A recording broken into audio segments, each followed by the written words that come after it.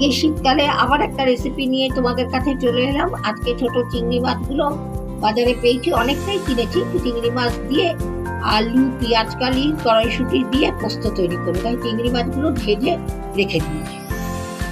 পেঁয়াজ, কাঁচা লঙ্কা, আলুগুলো একটু সেদ্ধ করে নিয়েছি, আর পোস্ত সঙ্গে তো অবশ্যই চিংড়ি মাছ, যেহেতু চিংড়ি পোস্ত করছি, এই দিয়ে আজকে চিংড়ি পোস্ত করছি। এবার শুরু করা যাক রান্না। চলো তোমাদের সবাইকে দেখাই।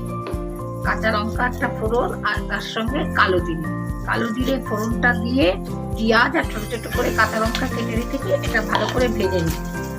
ভাজা হয়ে গেছে। এখানে পেঁয়াজের উপরে নুন আর হলুদটা দিয়ে দিলাম, দিয়ে আরেকবার নাড়াচাড়া করে নেবো, নিয়ে আলুটা দিয়ে দেবো।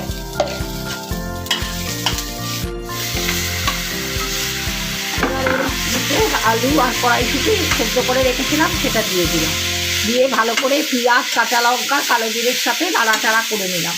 নেওয়ার পর একটু কাশ্মীরি লঙ্কা দিয়ে দিলাম, নুন হলুদ দিয়েছি, কাশ্মীরি লঙ্কা দিয়ে দিলাম, দিয়ে একটু নাড়াচাড়া করে দিয়ে কালিগুলো দিয়ে দিলাম। পেঁয়াজ কালিগুলো এর সাথে খুব ভালোভাবে মিশিয়ে নিচ্ছি, দিয়ে আগে থেকে ভেজে নিয়ে নিই, কারণ ভেজে নিলে একটু ইয়ে হয়, চিপে চিপে মতো, ওই জন্য এখন দিলাম। বেশ ভালো লাগবে আলুর সাথে। বা পেঁয়াজ কালিগুলো ভালো করে মিশিয়ে নিচ্ছি। এরপর আমি চিংড়ি মাছগুলো দিয়ে পোস্ত দিয়ে জল দিয়ে দেবো, দিয়ে ঢাকা দিয়ে দেবো।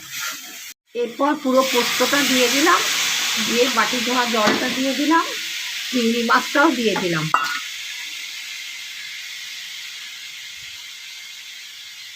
দিয়ে নাড়াচাড়া করে একটু স্লাইট একটু মিষ্টি দিচ্ছি, টেস্টের ব্যালেন্সের জন্য অল্প একটু মিষ্টি দিলাম, দিয়ে এবার ভালো করে নাড়াচাড়া করে ঢাকা দিয়ে সব কিছু ভালো করে একেবারে মিশিয়ে নিলাম, নিয়ে ব্যাস এবার ঢাকা দিয়ে দিলাম, সব সেদ্ধ হয়ে গেল। আলু, পেঁয়াজ কালি, চিংড়ি মাছ দিয়ে পোস্ত রেডি। সমস্ত প্রসেসটাই দেখিয়ে দিয়েছি। তোমরা একদিন কিন্তু ভাই পেঁয়াজ কালি থাকাকালীন এই পোস্তটা বাড়িতে করে খেয়ে দেখো, আর কমেন্টে আমাকে জানিয়ে দিও তো কেমন হয়েছে। সবাই ভালো থেকো, সুস্থ থেকো, আর আমাকে কমেন্টে জানিও কেমন হয়েছে রান্নাটা।